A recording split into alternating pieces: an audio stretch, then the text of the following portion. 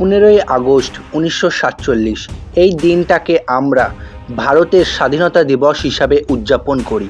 কিন্তু আপনি কি জানেন, স্বাধীনতার দিনকে ঘিরে এমন কিছু সত্য আছে যেগুলো আজও অনেক মানুষ জানে না। কেন স্বাধীনতা 15ই আগস্টই দেওয়া হলো? কেন ভারতের জাতীয় সঙ্গীত স্বাধীনতার দিনে গাওয়া হয়নি? আর এমন কি ঘটেছিল যার কারণে স্বাধীনতার আন্দোলনের মধ্যেও লক্ষ লক্ষ মানুষ কান্নায় ভেঙে পড়েছিল? আজ আমরা জানব ভারতের স্বাধীনতার 5টি অবাক করা সত্য, আর শেষের তথ্যটি আপনাকে অবাক করবেই, তাই ভিডিওটি শেষ পর্যন্ত দেখুন। নাম্বার 1, অনেকেই মনে করেন 15ই আগস্ট তারিখটি ভারতের নেতারা বেছে নিয়েছিলেন, কিন্তু বাস্তবতা একটু ভিন্ন। শেষ ব্রিটিশ ভাইসরয় লর্ড মাউন্টব্যাটেন 15ই আগস্ট 1947কে স্বাধীনতার দিন হিসাবে ঘোষণা করেন, কারণ 1947 সালের ঠিক এই দিনেই দ্বিতীয় বিশ্বযুদ্ধে জাপান মিত্র শক্তির কাছে আত্মসমর্পণ করেছিল। সেই দিনটি তার কাছে স্মরণীয় ছিল।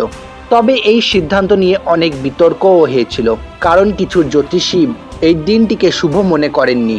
তবুও শেষ পর্যন্ত 15ই আগস্ট ভারতের স্বাধীনতার দিন হিসাবে ইতিহাসে লেখা হয়ে যায়। কিন্তু স্বাধীনতার সেই ঐতিহাসিক দিনে এমন একটি ঘটনা ঘটেছিল যা আজও অনেকেই জানেন না।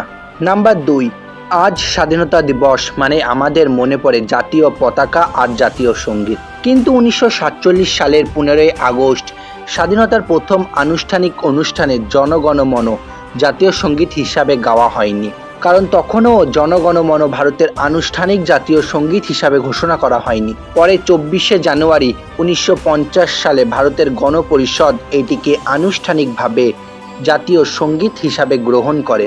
অর্থাৎ স্বাধীনতা পাওয়ার প্রায় 2.5 বছর পর জনগণমন আনুষ্ঠানিক জাতীয় সঙ্গীতের মর্যাদা পায়। কিন্তু এখন যে ঘটনাটি আসছে সেটি শুধু ভারতের নয়, পুরো উপমহাদেশের ইতিহাস বদলে দিয়েছিল। নাম্বার 3, ভারত স্বাধীন হলো ঠিকই, কিন্তু সেই আনন্দের মধ্যেই শুরু হয়েছিল এক ভয়াবহ অধ্যায়। 1947 সালে ভারত ভাগ হয়ে দুটি দেশ তৈরি হয়, ভারত ও পাকিস্তান। এরপর শুরু হয় ইতিহাসের অন্যতম বৃহৎ গণ অভিবাসন। লাখ লাখ মানুষ রাতারাতি নিজেদের বাড়িঘর ছেড়ে সীমান্ত পার হতে বাধ্য হন, পরিবার বিচ্ছিন্ন হয়, অনেক মানুষ প্রাণ হারান এবং অসংখ্য মানুষ শরণার্থী হয়ে নতুন জীবন শুরু করেন। তাই 15ই আগস্ট অনেক মানুষের কাছে যেমন স্বাধীনতার দিন, তেমনি অনেক পরিবারের কাছে এটি ছিল বিচ্ছেদ, অনিশ্চয়তা এবং গভীর বেদনার স্মৃতি। কিন্তু জানেন কি, স্বাধীন ভারতের প্রথম প্রধানমন্ত্রী যখন দিল্লিতে ঐতিহাসিক ভাষণ দিচ্ছিলেন, তখন এমন একজন মানুষ ছিলেন যিনি সেখানে উপস্থিতি ছিলেন না। কেন ছিলেন না, সেই গল্পটাই পরের তথ্য। নাম্বার 4, আপনি হয়তো ভাবছেন স্বাধীনতার সবচেয়ে বড় অনুষ্ঠানে নিশ্চয়ই মহাত্মা গান্ধী উপস্থিত ছিলেন, কিন্তু বাস্তবে তা হয়নি।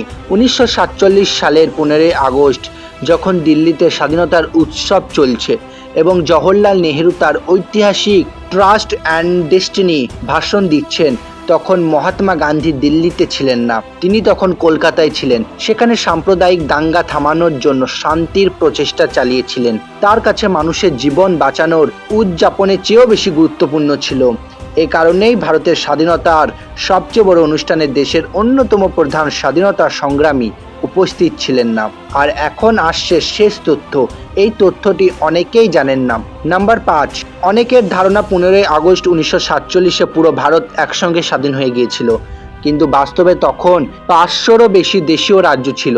তাদের প্রত্যেকের সিদ্ধান্ত নিতে হয়েছিল তারা ভারত নাকি পাকিস্তানে যোগ দেবে, নাকি অন্য পথ নেবে। এই সময় স্বরাষ্ট্রমন্ত্রী সর্দার বল্লভভাই প্যাটেল এবং তার সহকর্মীরা গুরুত্বপূর্ণ ভূমিকা পালন করেন। তাদের প্রচেষ্টায় অধিকাংশ রাজ্য ধীরে ধীরে ভারতের সঙ্গে যুক্ত হয়। অর্থাৎ 15ই আগস্ট ছিল স্বাধীনতার সূচনা, কিন্তু এটি ঐক্যবদ্ধ ভারতের গঠন সম্পূর্ণ হতে আরও সময় লেগেছিল। তাহলে আজ আমরা জানলাম ভারতের স্বাধীনতার এমন 5টি সত্য যেগুলো অনেকেই জানেন না। স্বাধীনতা শুধু একটি উৎসবের গল্প নয়, এটি ত্যাগ, সংগ্রাম, বিভাজন এবং একটি নতুন দেশের জন্মের ইতিহাস। এই ভিডিওটি থেকে যদি নতুন কিছু জানতে পারেন তাহলে ভিডিওটি লাইক করুন এবং এমন আরও ইতিহাসভিত্তিক গল্প শুনতে চ্যানেলটি সাবস্ক্রাইব করুন। দেখার জন্য ধন্যবাদ, আবার দেখাবে পরের ভিডিওতে।